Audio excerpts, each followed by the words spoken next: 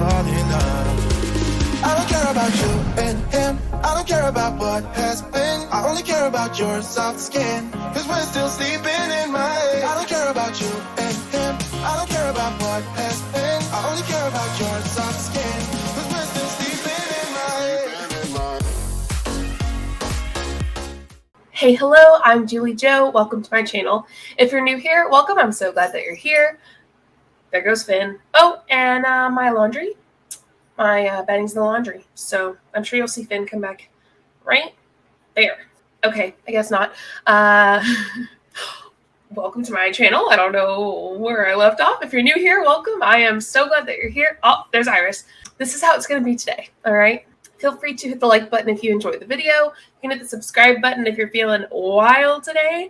And you can hit the bell button if you want to get notified when I post. If you're not new here, welcome back. Today we're going to be watching someone that we have seen before. Ray. If you've been on my channel before, you know Ray Hickson. And this is on his YouTube publicly. So I was like, you know what? Let's do it. I have not watched it, so I don't know. Why you don't change even when you want to. All right, that's the name of it. So let's see why we don't change even when we want to. Is it going to be good? I don't know. But don't forget to follow my social media. I'm on Instagram and I'm on TikTok. Walkin_on_Lexapro are my handles. And then, of course, I'm on here as JulieJo. All right, let's get started. Hey, what is up? What's happening? Happy Thursday. Hope you are well. Hope you're rocking and rolling.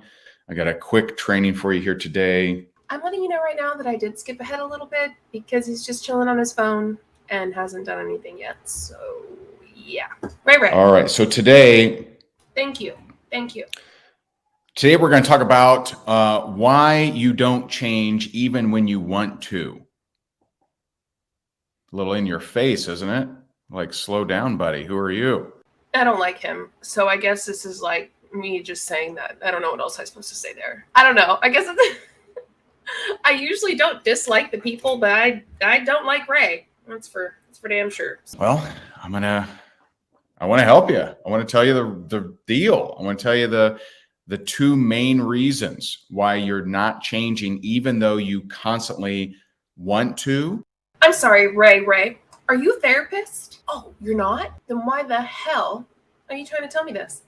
Why are you acting like you are educated in this? You are not. Listening to Grant Cardone does not mean you're educated in this. Okay, Ray? You obsess about changing, but you just don't.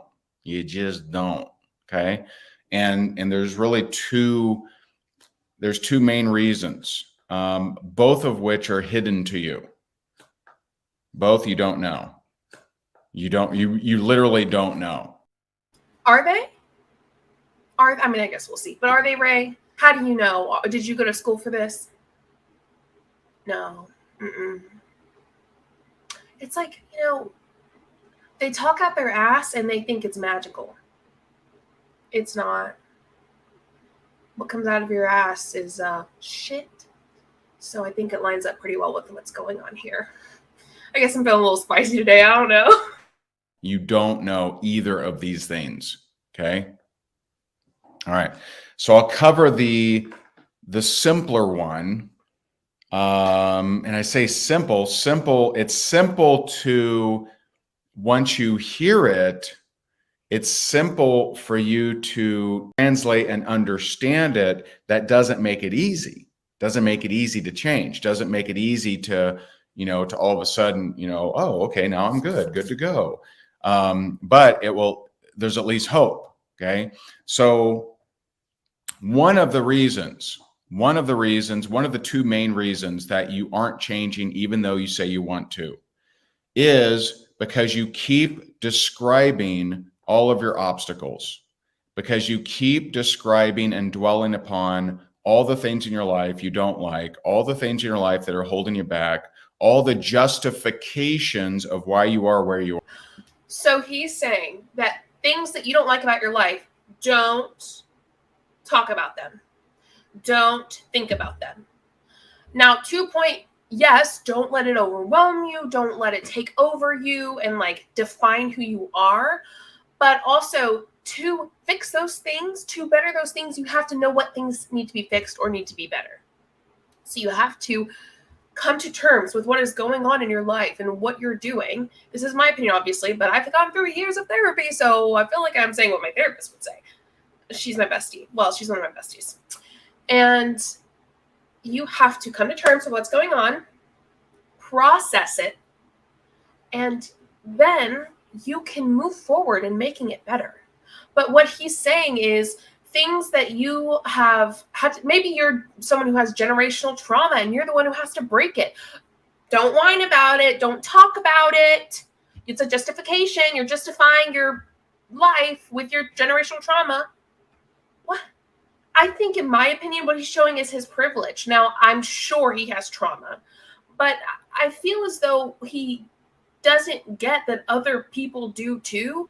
It is our time. It is our turn to take a step forward and work on ourselves and heal. However, it is justification oftentimes of what's going on, why a person's in this position, and you making them feel shameful for the trauma that they've been through or the things that they've been through that have put them where they are today is not going to help them. Let's hear what he has to say. And you can't help it. You're not even where you're doing it, but you do it nonstop. And so what does that look like? That looks like it could be as simple as you observing someone else of more success. It could be you observing someone else of success and saying, yeah, but they had a good dad. Yeah, but they grew up in Dallas. Well, here he's just talking about how there's no such thing as privilege. There is. There is. I mean, Dallas, of course, not where I grew up. You know what I'm saying, right? It could be as simple as you just saying, you know what, the market's really hard right now. Making money's hard. People don't want to buy right now. And so you're being stopped by the way you describe your situations. Because the way that you describe your situations, you are always going to verify to be true. And the verification of truth that's not a decision you're making. That's just who you are. You're always going to verify what you believe to be true. So I'm trying to understand this weird shit that he's saying. I'm going to go back a little bit and try to take in what he said. Now, I might be going back a little further than you want, but just let's work on this together. If I don't understand it, I want you to explain it below. Maybe it's just because I don't like looking at his face, and so I have to listen to him. Not that he's ugly or anything. I just don't like him, and I know what he's done to people, and so for me, it's hard to look at his face. I'm sure you probably feel that way about some people. So I'm gonna do my best, but I feel like it's easier to understand someone when you're watching them and looking in their eyes. But I don't want to. I'm gonna try my best. And so you're being stopped by the way you describe your situations. Because the way that you describe your situations, you are always going to verify to be true. And the verification of truth that's not a decision you're making. That's just who you are. You're always going to verify what you believe to be true. What the fuck? Your truth is your truth. I mean, I don't know what else to say. I mean, I don't know if I can make 2 cents of this. I really don't. Let's think about it this way, I guess. While your truth might be your truth, it's not the truth, I guess is what he's trying to say. However, he also doesn't live in the reality that we live in my opinion. So it's like my reality, the actual reality that we live in, is different than his, and my truth is different than his because he doesn't live in the actual reality. He's, in my opinion, a scammer and a cult. So, yeah, let me know what you think about that below. So so I have a buddy. Actually, his wife is in the other room right now. She's our nanny. But I have a buddy that he constantly gets hotel upgrades. Constantly, just constantly. Like literally everywhere we stay, he gets some kind of upgrade. And he's just like, I got an upgrade. See, he speaks and he believes that he is lucky when it comes to hotel upgrades. So guess what? He is. He speaks and he believes that he is lucky when it comes to hotel upgrades. So he is. Like, because he says that, he is. That's not how this works. I speak and I believe that I can do 12 back handsprings. I can't. But like, even if I spoke it and I believed it and I swore to it and I tried it, I wouldn't be able to. I know I wouldn't. Trust me. I've been able to do them before. I'm not in the shape to do them now. I've never been able to do 12 though. Like barely one, but still.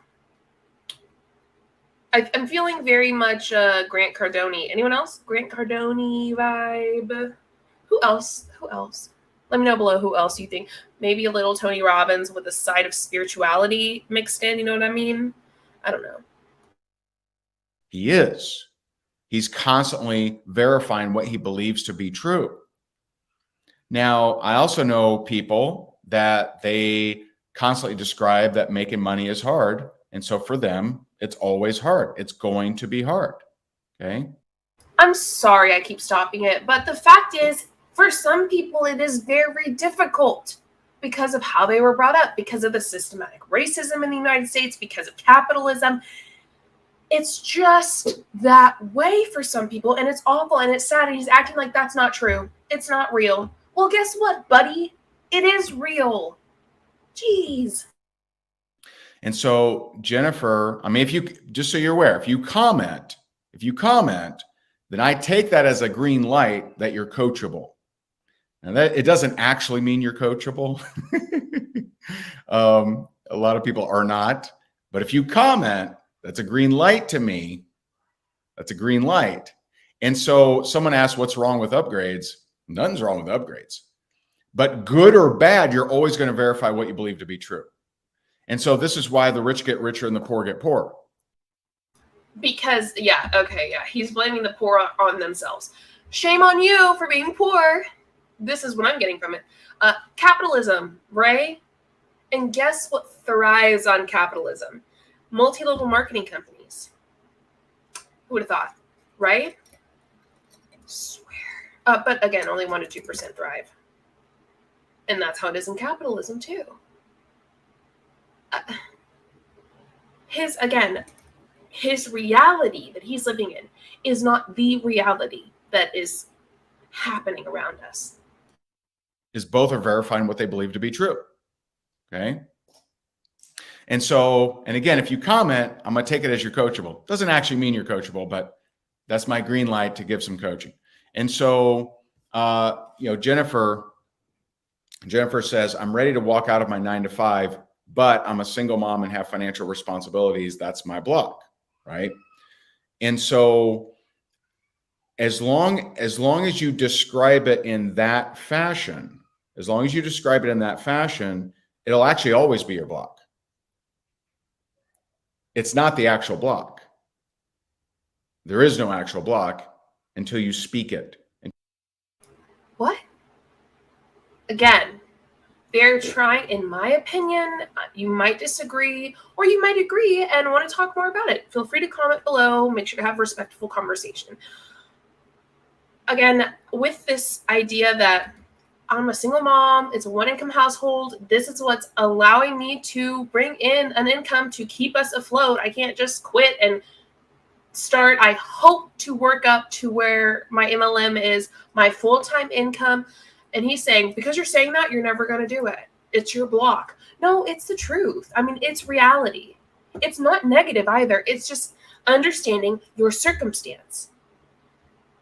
Now, I get the point of where, like, it can hold you down. It can stop you from doing something you want to do. And that, if you let it take over your life and hold you back completely from things in life that could benefit you, which MLMs don't, by the way, then there's an issue. But he's going way too far over that. Until you speak it into existence, until you have those thoughts.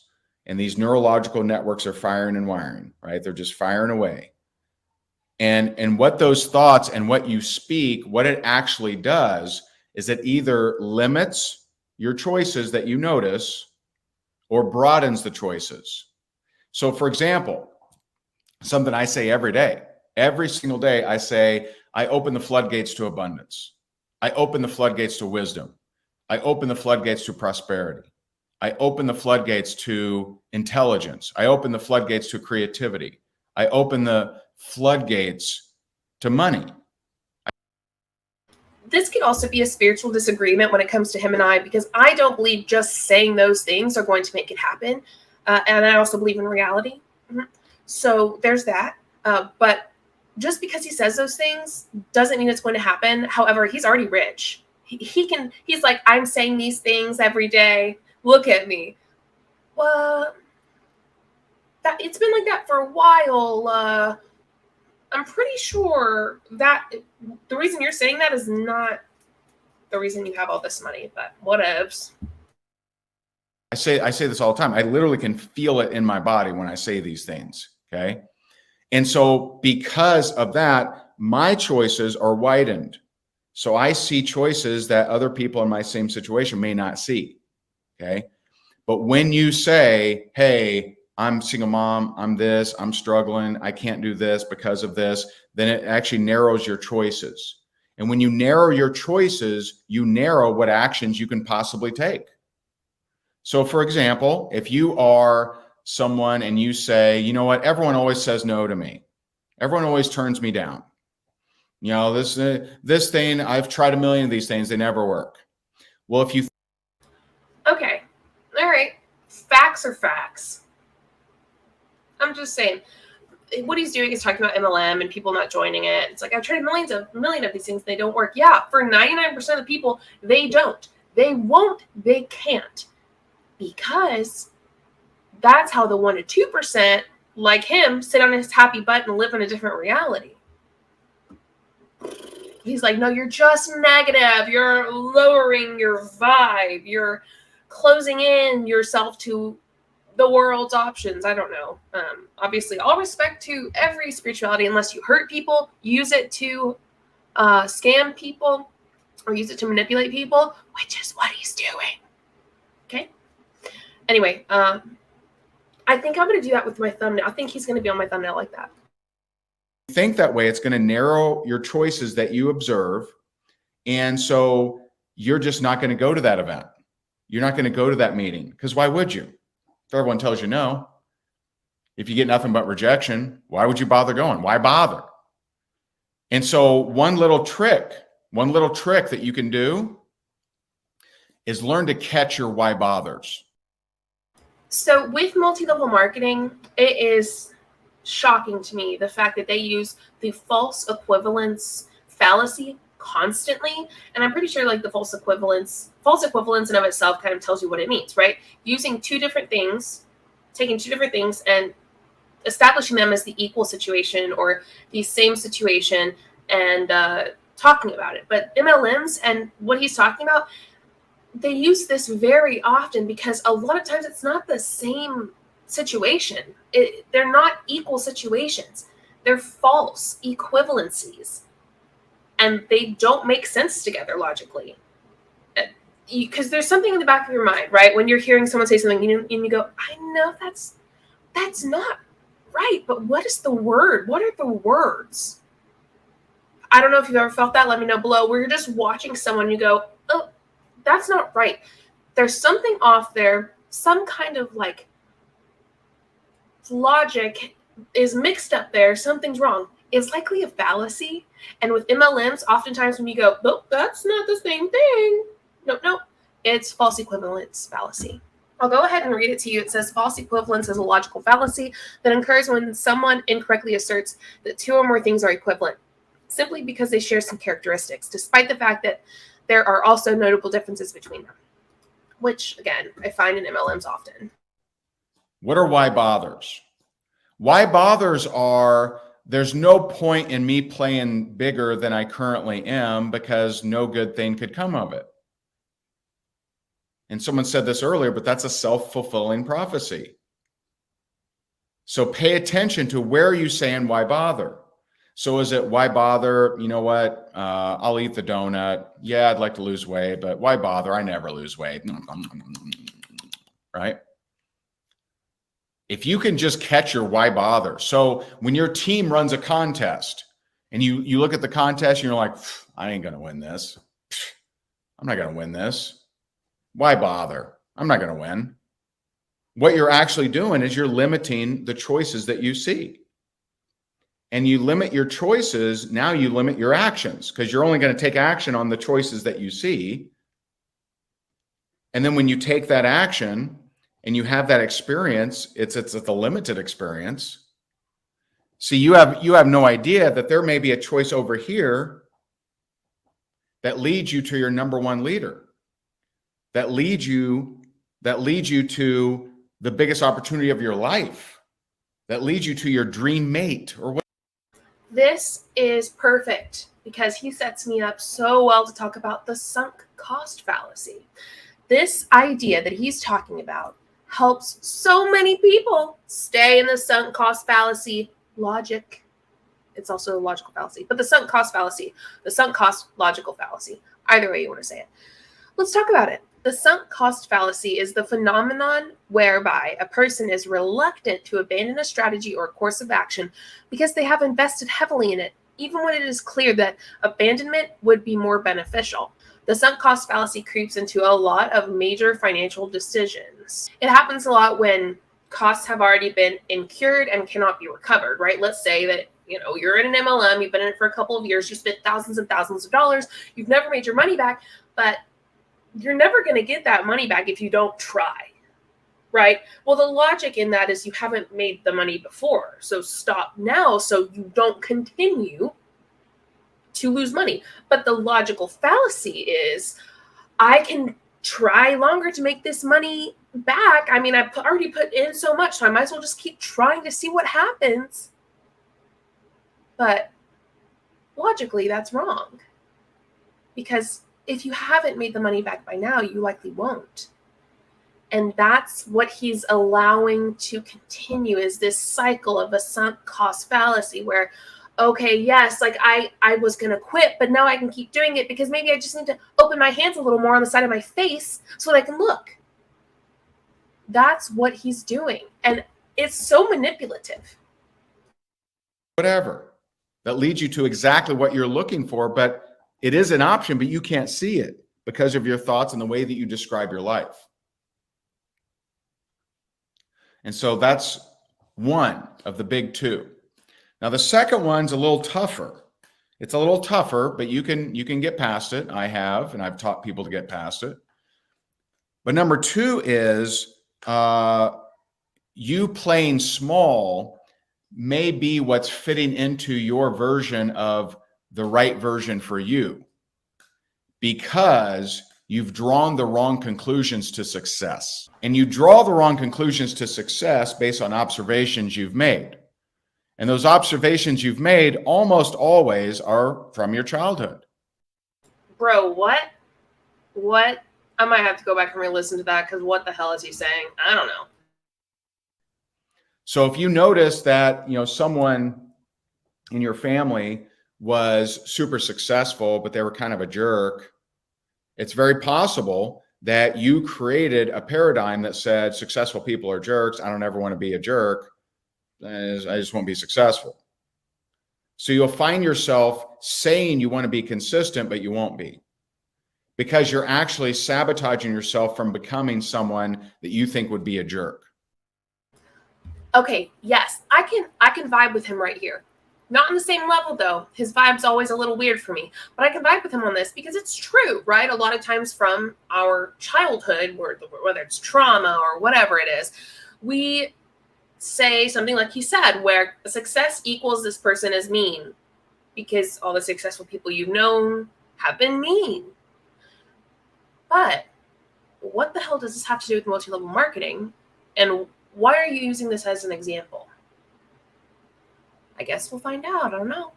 Now, if you had parents, especially if you had parents that made a bunch of money, lost it, you may have drawn the conclusion that, well, if you make a bunch of money, you're just going to lose it. You're just going to lose it. And I don't want to be ridiculed. I don't want to look stupid. I don't want to lose it. And so if you're terrified of falling off a mountain, you just won't ever climb a mountain because you'll be so terrified. Now, is it 100% certainty that if you climb a mountain, you fall off of it because your parents did? No, it's not guaranteed. The truth is, with more money, you can do more good. That's a fact, whether you like it or not. With more money, you can do more good. My question is, then why don't you? Why don't the billionaires do more good? Why don't you do more good? If the way that you make the money is by hurting other people in some way, shape, or form, whether it's emotional, physical, mental, whatever it is, manipulating them, then your money's shit. No matter how much good you do with it, it's not going to make up for the fact that the way you make it is hurting people. I saw, whether you like them or not, that's immaterial. But I remember when, actually, I can give you several examples of this. But when Elon was when he sold some of his Tesla stock, and like the world,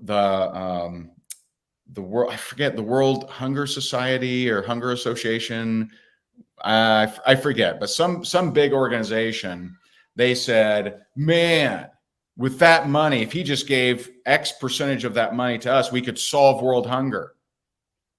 And so he said, he goes, if you can show me a plan that this amount of money will solve world hunger, I'll give it to you. But here's what you probably didn't hear, because the media stops this stuff. He gave him $4 billion. Bro, what? Because the media stops this stuff? He's one of those, you know what I mean? I mean, don't get me wrong, media can be bullshit sometimes. But like they're not gonna just not say that he did that. Also, you don't even know what the name is. You know what? I'll look it up. Let me back it up a little bit. We'll listen to it again and then I'll look it up. He goes, if you can show me a plan that this amount of money will solve world hunger, I'll give it to you. But here's what you probably didn't hear, because the media stops this stuff. He gave him $4 billion. Don't you think that if Elon Musk solved world hunger, that the rest of the world would know? Don't you think? Look at him, he's like, did you hear me? Wasn't that good? No, it wasn't. Said, man, with that money, if he just gave X, and like the world, I forget, the World Hunger Society or Hunger Association, I forget, but some big organization, they said, man, with that money, if he just gave X percentage of that money to us, we could solve world hunger. And so he said, he goes, if you can show me a plan that this amount of money will solve world hunger, I'll give it to you. But here's what you probably didn't hear, because the media stops this stuff. He gave him $4 billion. Anyone still hungry? And so it's very... First off, the media did show it, you freaking weirdo. Second, I'm going to share my screen and we can talk about it a little bit because I haven't really read through it. Okay, so I don't know what fortune is. I don't know if it's credible, but maybe it is. Elon Musk gave a mysterious $5.7 billion donation weeks after he dared the UN to show him its plan for solving world hunger. Elon Musk donated around $5.74 billion to charity in November, just weeks after tweeting that if the UN World Food Program showed him how $6 billion would solve world hunger, he would sell Tesla stock right now and do it. Oh, I can't read the rest. We'll have to find another thing. So I read that, but this is from the same thing because I can't find an updated version for 2022. They're all in 2021. And this says, so far, the biggest beneficiary, sorry, I spit, of Elon Musk's $5.7 billion gift to charity may be Elon Musk. That's interesting. Let me make myself small so you can see it. Bam. If a mega billionaire donates 2.4% of his fortune to charity, but no charity gets any money, does it actually count as philanthropy? That's a lingering question surrounding Elon Musk, the Tesla chief executive and world's wealthiest person over the past month. A terse regulatory filing in mid-February disclosed that Musk, who is currently worth $235 billion, according to Bloomberg, had earmarked $5.7 billion worth of his Tesla shares for charity in late November. And yes, That's the only detail Musk has provided about where the shares have gone, to charity, according to the bare bones prose in the SEC's disclosure form. No nonprofits have recently announced receiving any money from him, and Musk did not respond to several Fortune requests for a comment. So, like, did he actually do it? Well, apparently that's kind of what's happening right now. So if you do know, like, that money's actually going to go to them and actually going to help them, or you know the situation, feel free to explain it below. I'd love to hear more.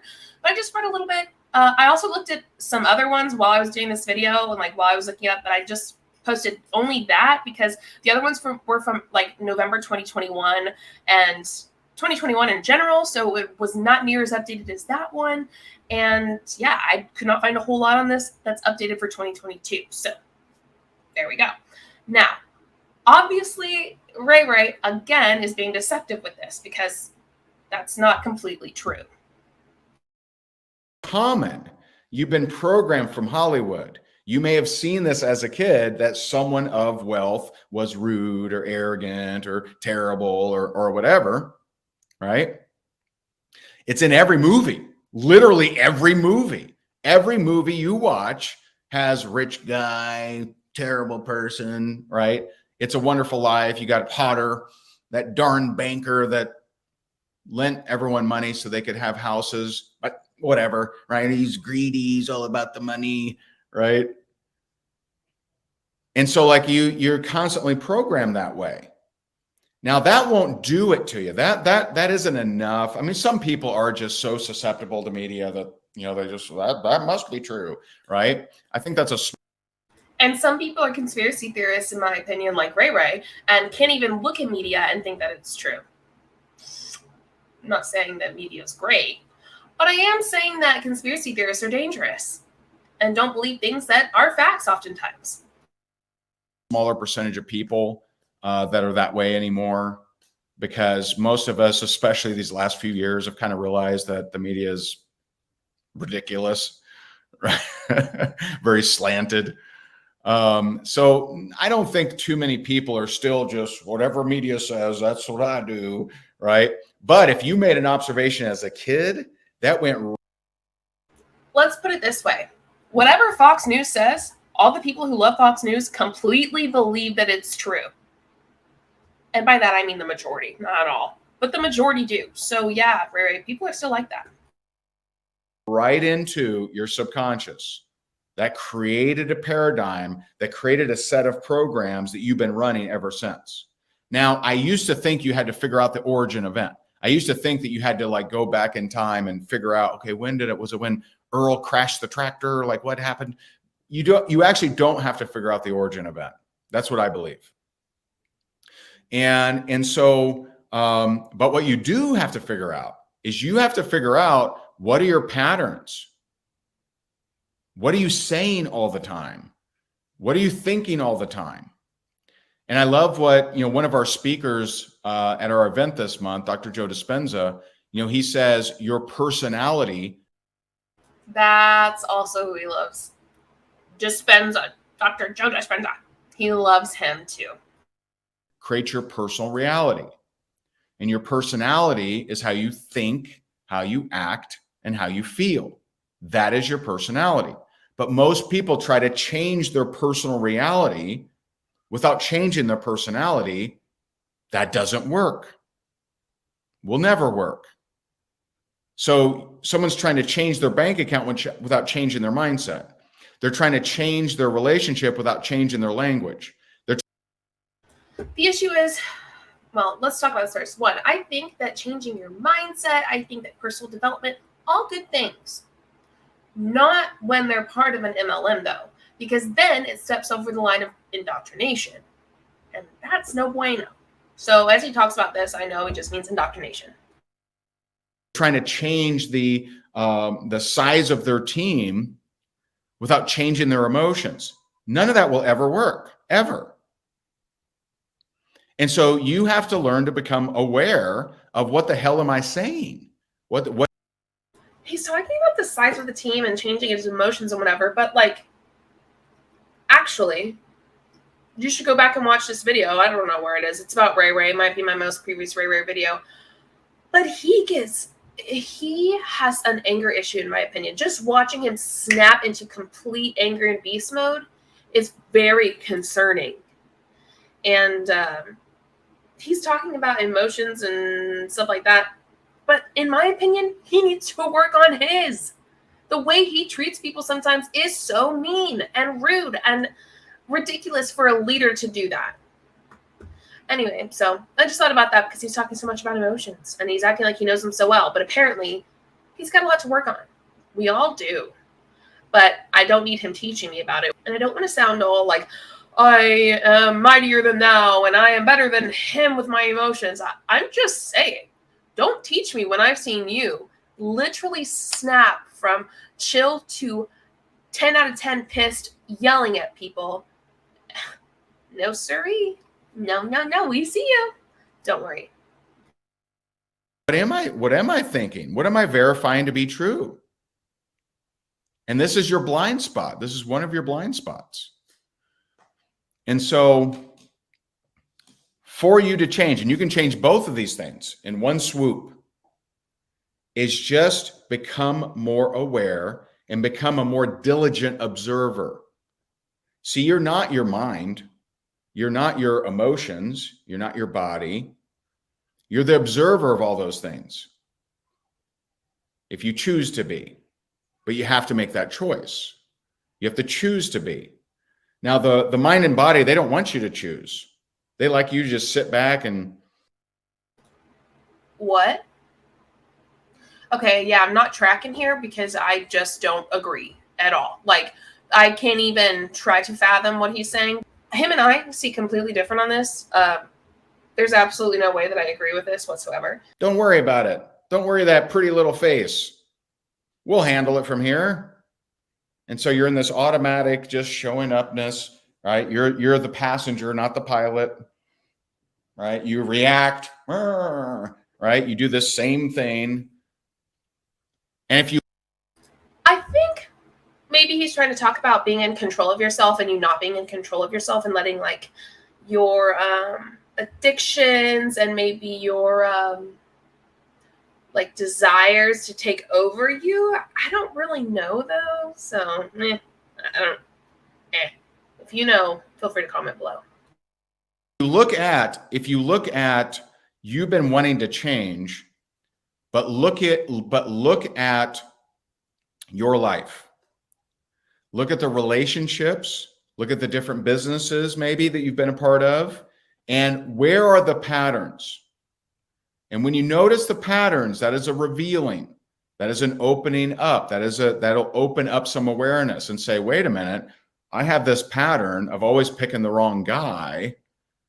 Is it just that all guys are wrong guys, or is it that I'm the constant? What the? Yeah, lots of guys are shit, actually. Lots of them.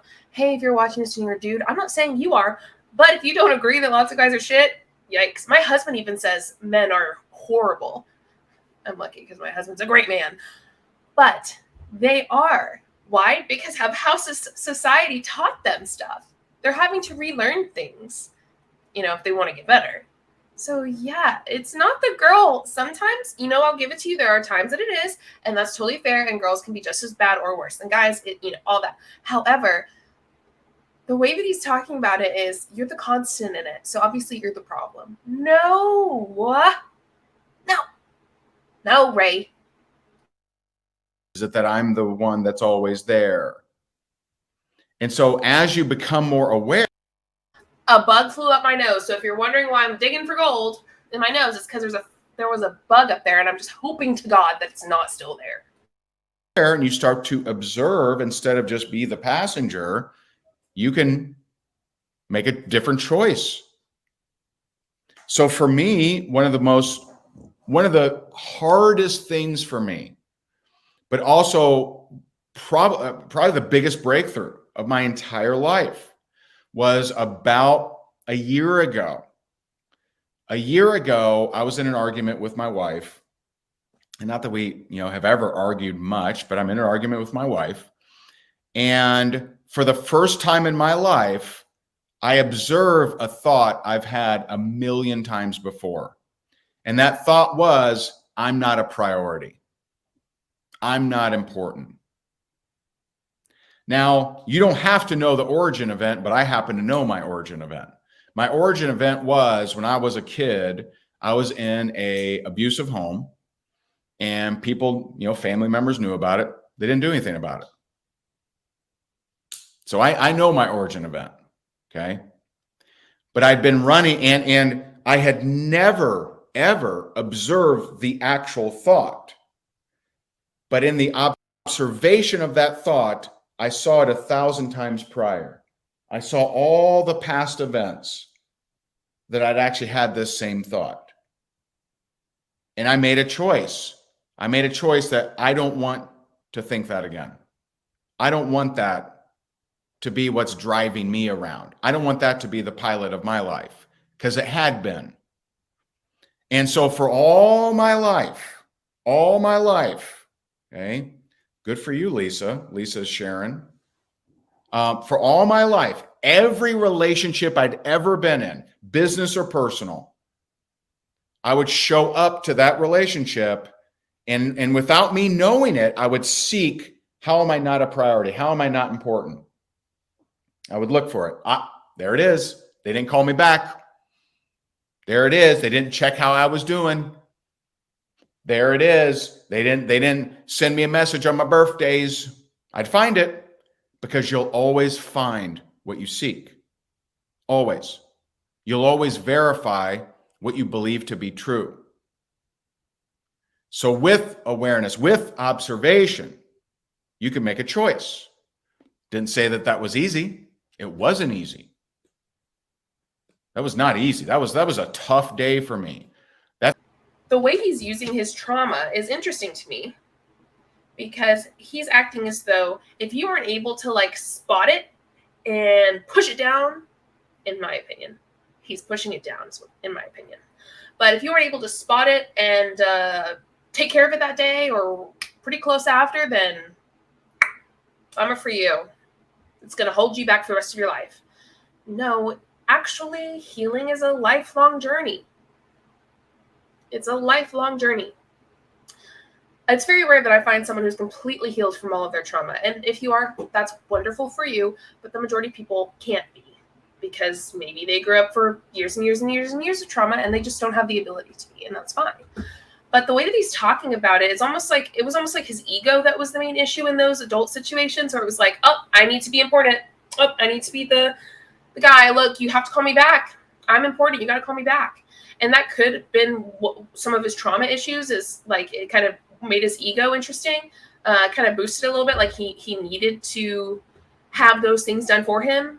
But I don't know. This is a very weird way. I'm getting that feeling in my head where I go, something's not right here. Something's not right in the situation. But I also try to walk carefully when someone else is talking about their trauma and how they're describing it. I don't want to throw his trauma in the trash and say it means nothing, because that's absolutely wrong. That's false, and no one should ever do that.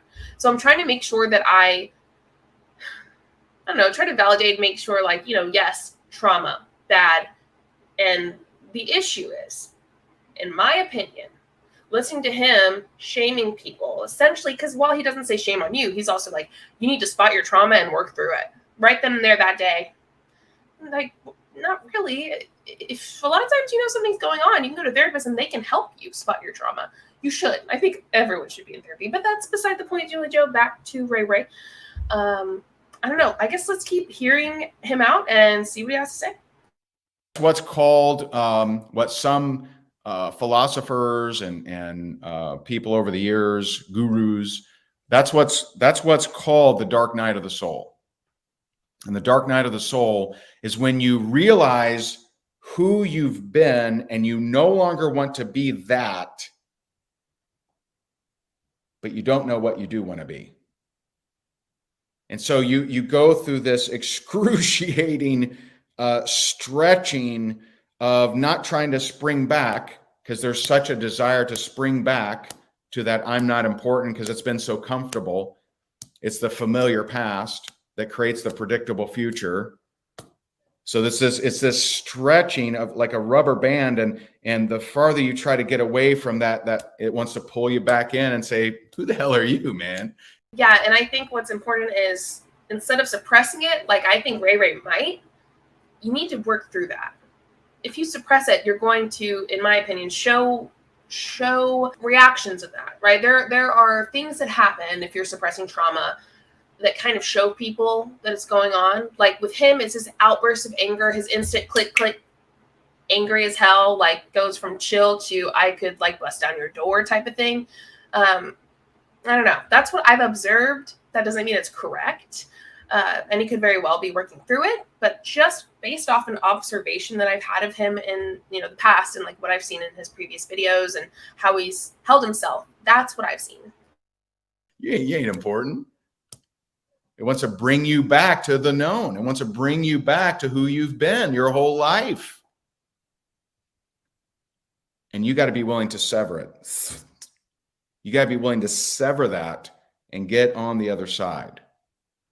And that's what, Dr. Joe talks about. Dr. Joe is not your therapist, right? Let me see. Who is Joe Dispenza? Before I say this, I want people to know that I have nothing against chiropractors, but he's a doctor of chiropractic. And he is talking about neuroscience and acting as though he is a doctor of neuroscience. He doesn't have the ability or the expertise to talk about these things. That is so odd. And he has a bachelor's degree, has a master's degree, a bachelor's of science in biochemistry. He graduated magna cum laude as a doctor of chiropractic at the Life University in Atlanta, Georgia, a popular college specializing in holistic and chiropractic health. Listen, love my chiropractors, but there's a difference between being a chiropractor and being a doctor, a medical doctor who specializes in neuro. It's not the same thing, and that's a bit alarming. So it is true that chiropractors do obviously get a lot of experience when it comes to the body and how to help you with their hands, essentially, and like bones and muscles and stuff like that. Medical doctors, MDs, and DOs are further educated in everything when it comes to medicine and when it comes to the body. They go through further education than chiropractors do. Again, no hate against chiropractors, but what I don't like is when a chiropractor acts like an MD. When a chiropractor says, I am an expert at neurological disorders. It's like, well, no, you're not. And that is one of my reasons with Dr. Joe Dispenza and why I think that this is such BS. I knew something was fishy. Makes sense. Also, don't comment saying that I'm a hater towards chiropractors, because I'm not. My family uses them and I have a great respect for them. One of my friends is a chiropractor, but there is a difference. And if the facts feel like attacks, then it's your problem and not mine, pal. Okay. Crossing the river of change. Crossing the river of change is bumpy. You get wet. You get splashed on. Your ankles get hurt by the rocks. But it's worth it, because on the other side is a new person. And that's where your change lives. Your change lives on the other side of observation, of awareness, of energy, and saying, I no longer want to be that. That's how you change. It's not easy. It's not easy. And so I hope this was helpful. I got to jump off. I got a training for our inner circle. Heads up. If you like this, you would love 3 days with us. I would not love 3 days with you. Trust me, Ray Ray. Actually, I would. You wouldn't like 3 days with me. So there's that. I hope I haven't insulted anyone with my chiropractic talk, because again, respect to chiropractors, but there are differences. And the fact that Dr. Joe Dispenza says that he also lectures extensively on how to unlock the full potential of the brain and how to use it as potential for personal improvement, I just have an issue with that. Anywho, enough of me ranting. Please like this video if you enjoyed it. Hit the subscribe button if you want to see more anti-scam, anti-multi-level marketing, cult videos, because I did just do a cult video recently on Heaven's Gate. If you like seeing the breakdown, the manipulation, talking about fallacies, really education and entertainment, hit the subscribe button, hit the bell button if you want to get notified when I post or when I go live, because I try to go live 2 to 3 times a week. Thank you for being here. Leave your comments, your own commentary toward his video. I hope you have the most amazing morning, afternoon, evening, and night, wherever you are in the world and whenever you're watching. I'll see you next time. Show you what I'm all about. Make up for what we lost. Tonight is the night that we're gonna fall in love. I don't care about you and him. I don't care about what has been. I only care about yours.